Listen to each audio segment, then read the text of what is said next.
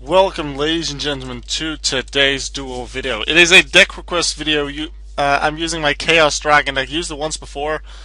Back then I didn't realize that it was actually a deck request, so I didn't do the deck profile then. So that's what I'm going to do after this one. The request was made to Martin Fonsi, who requested that I would face a Cyber Dragon deck in the duel. So I asked for that in my duel notes. Hopefully the opponent is actually using a Cyber Dragon deck, because otherwise this is duel over. A set monster. They said, better be a Cyber Dragon deck. It's not, I didn't expect the set monster Cyber Dragon, although who knows. Let's see. Charge already. Yeah, why not? We have 2 ratings. Mill 3. Lumina, Jet Synchron. Really? It just goes in the graveyard. You can send a card from hand to grave, special summon it. So I can get Jet Synchron back by like sending Necro Gardener, which would be nice.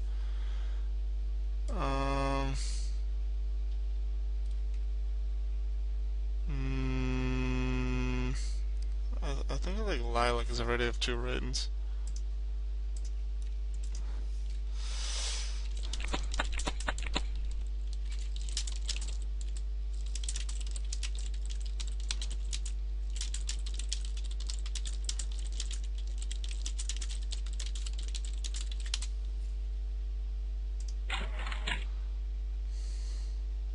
You could summon Layla, take out the set, summon Jet Synchron, and then Synchro into a level 5 and then go with that. That would also stop the possible flip effect that they have. Yeah, sounds like a plan.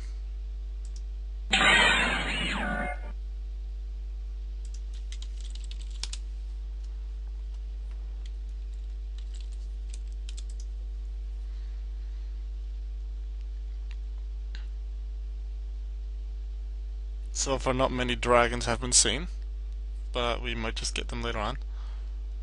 Also, I specifically chose this avatar because I've been doing a lot of admin calls yesterday, which allowed me to get customs back. Haven't had them in a while. I do like it. Alright, Vanity Limping is out of the way. So I chose Kai and Organic Overlord from Cardfight Vanguard because I'm not allowed to put any Yu-Gi-Oh images anywhere, so chose that because dragons, bit of flame, looks cool. I thought that would fit. I decided to mostly put avatars that have to do with the deck. The card sleeves not so much because I can find images to use, but then unlike the avatars, I actually have to manually, like using Paint or whatever other program, I have to make them the proper size where DN automatically does it for me for the avatars. Necro Gardener to the grave. Jet Synchron special summon.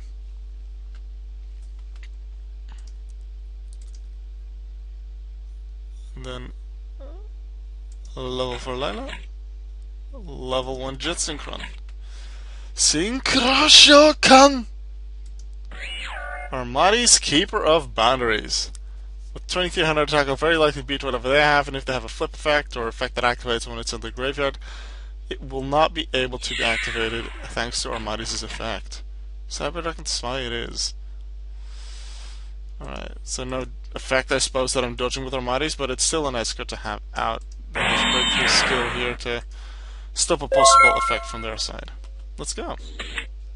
Nice start so far, but this is the first turn they can attack.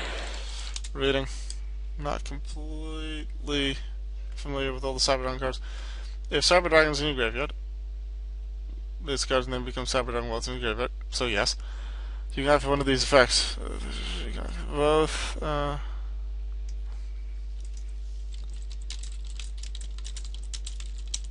so either add a light machine from deck to hand, or a light machine in the grave shuffled into the deck. Alright, go ahead. Maybe regular Cyber Dragon so they can like make a play after that. Luckily Armades is in machine, otherwise they could immediately go into Chimeric Fortress, which they're bound to have in the deck. Cyber Dragon dry. Oh, interesting. They might just go regular Cyber Dragon, then dry into infinity. Although thinking because then they'll go Nova Maybe even summon the Zwei then from the graveyard and then Infinity to get my Armatis, which isn't good.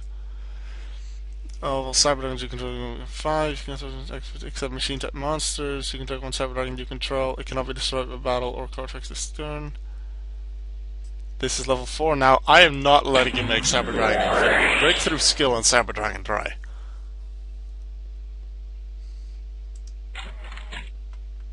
No.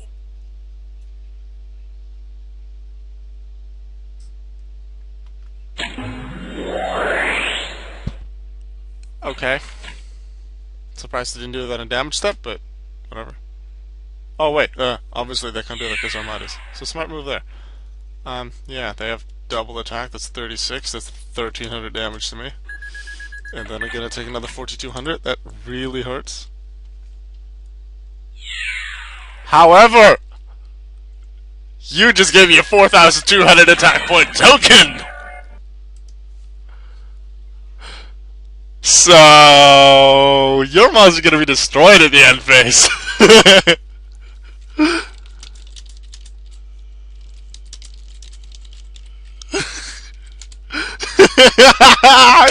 you barely ever see Gores these days anymore, but that felt good. That felt really good. I didn't realize it at the moment they attacked with Cyberduck and Dry, but as soon as Armadas left the field, I was like, wait, Gores, like, it's gonna happen.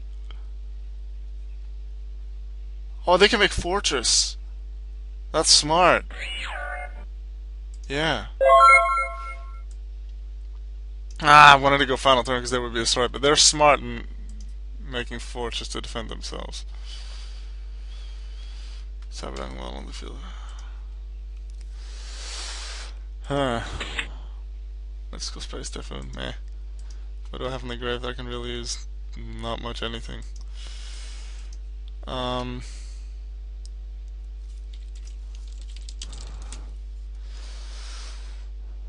I'll summon Raiden. Let's see.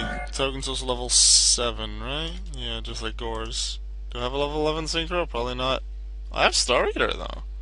But Raiden plus Gores is a lot more attack power, so no. Raiden's effects, let's go.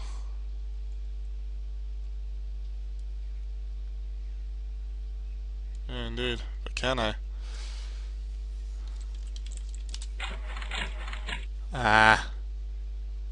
Double of them as well. So that's not going to happen. I just remembered, I didn't think of this last turn. It was where I could have used Necro Garnet to stop Armadas from being damaged. But then again, if it would have stopped the first attack, then the second attack would have destroyed Armadas, and I would never have been able to get Gores in the big token. It's very good that I actually kept Necro Garnet, so totally on purpose there. Okay, unfortunately I'm unable to do any more, but I am able to take out Chromatic Fortress Dragon and deal a ton of damage. I'm gonna attack with Gores first in case they outgores. It's very unlikely, but doing it this way, they'll have a lot less life points. Although if they would have had Tragudia in their hand, which once again very low chance, but possible, they would have been able to stop the second attack.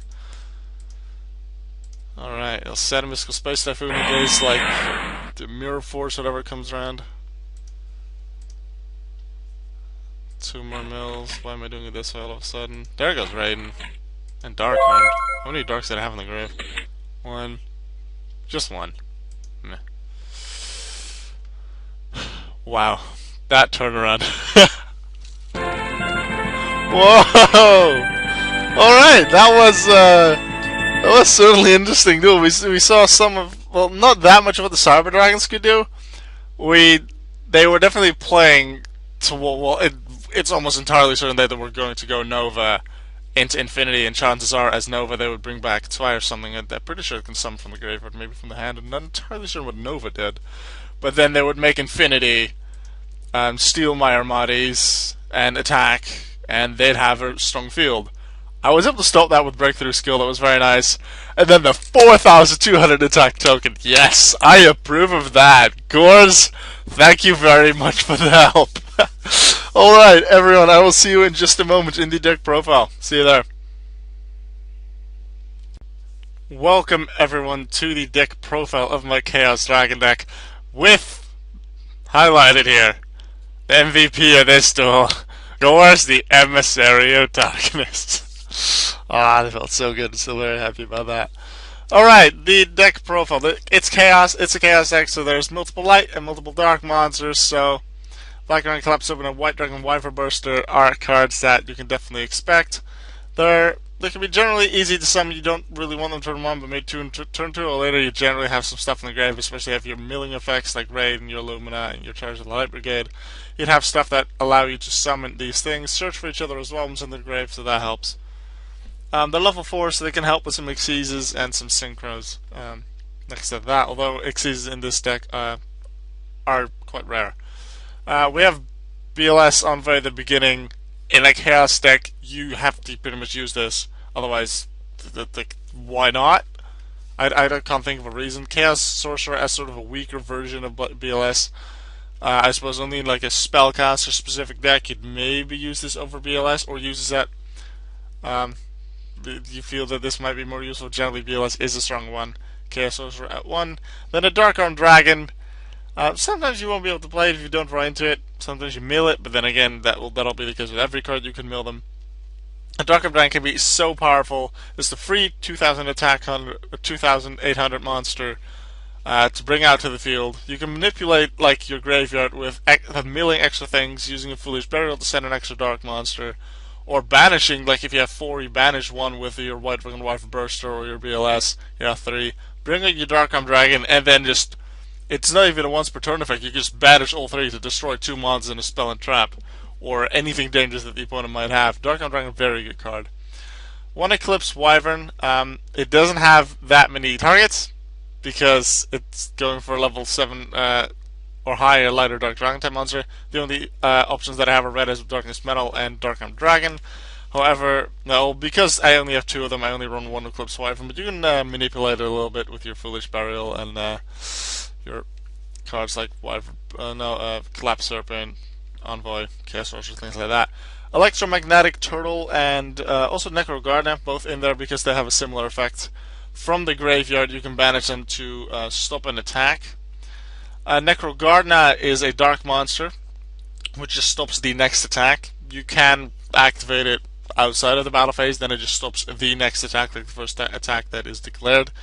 Electromagnetic Turtle has to be done in the battle phase, not necessarily in response to an attack, just anytime like in the battle phase, but as soon as you banish it and its effect resolves, you end the battle phase, therefore ending the attack that you might use this in a response to, but also any other potential attacks that the opponent is able to make if they have multiple monsters.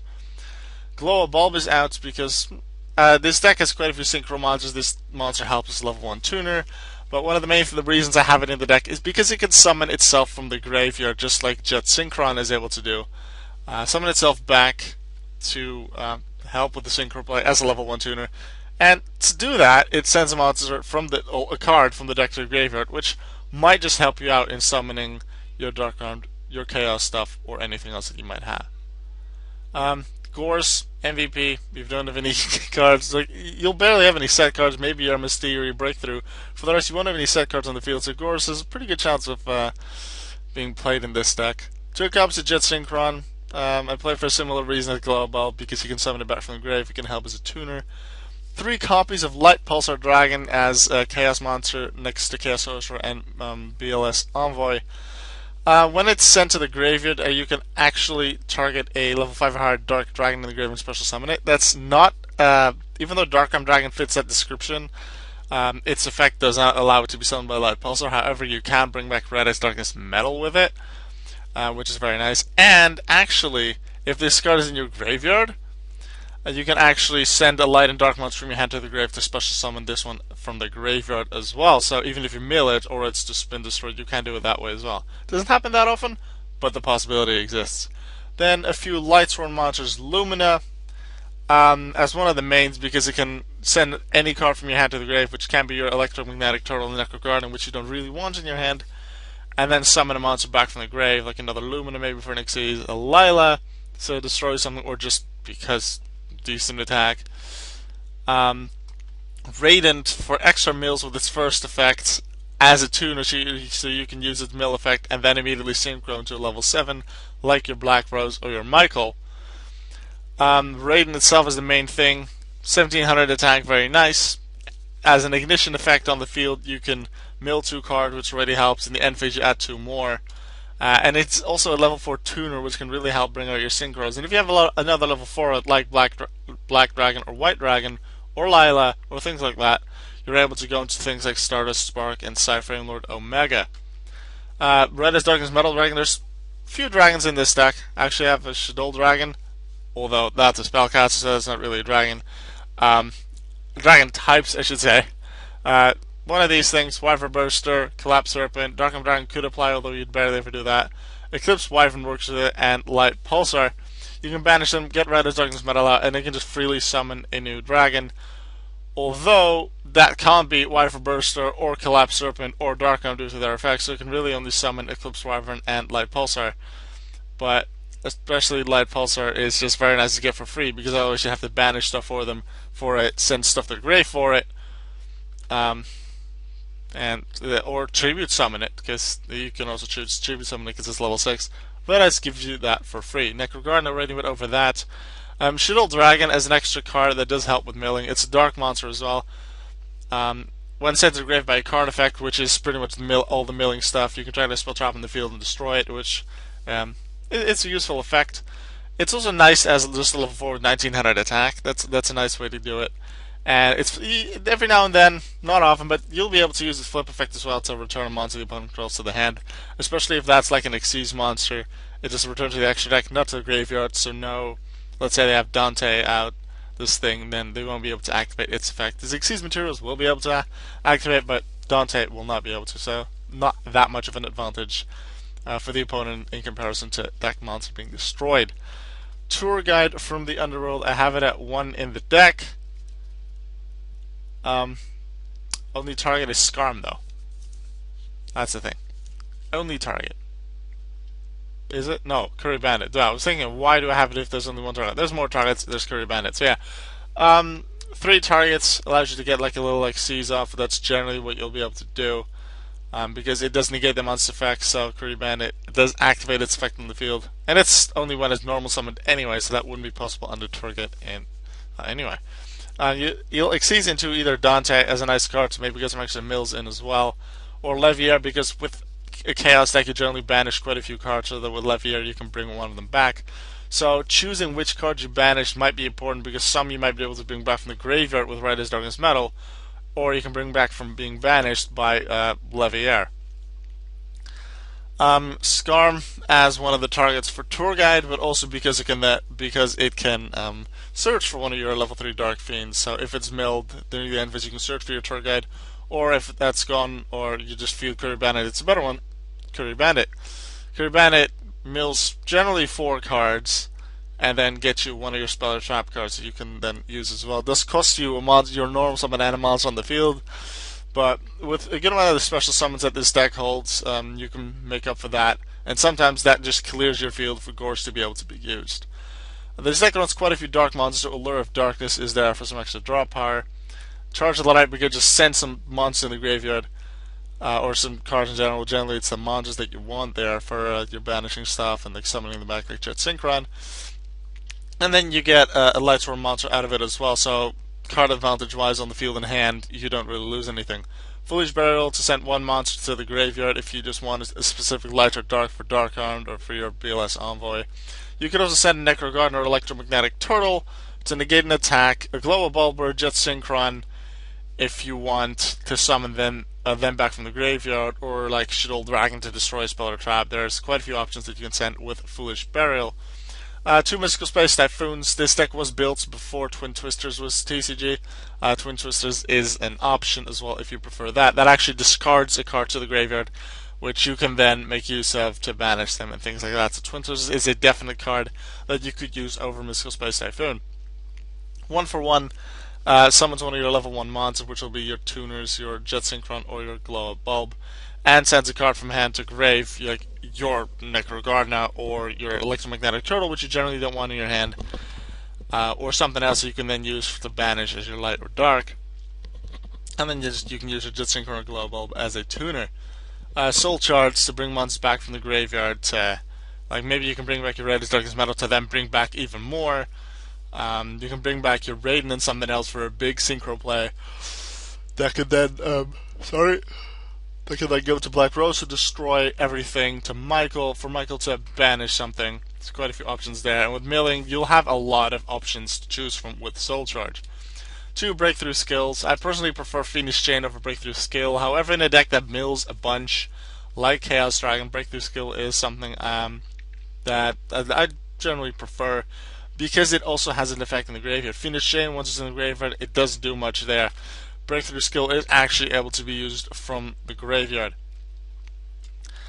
For the extra deck, we have an Herald of Arclight, the sort of anti-mana thing to banish stuff.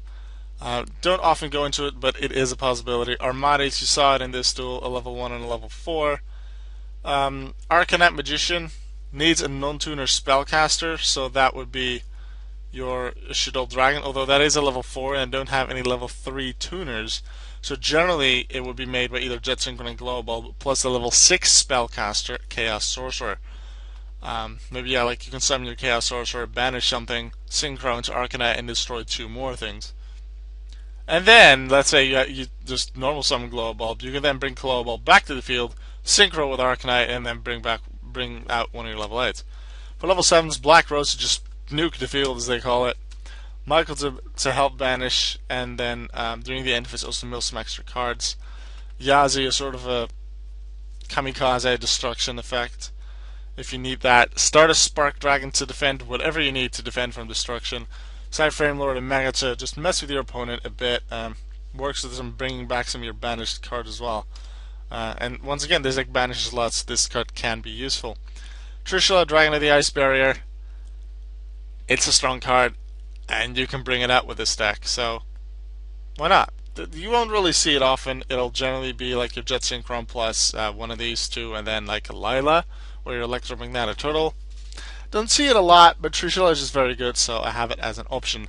Star Eater there as well, as a level 11, can be used by like a Raven plus an Arcanite, or as one of the other options that I referred to earlier. What was that in the duel?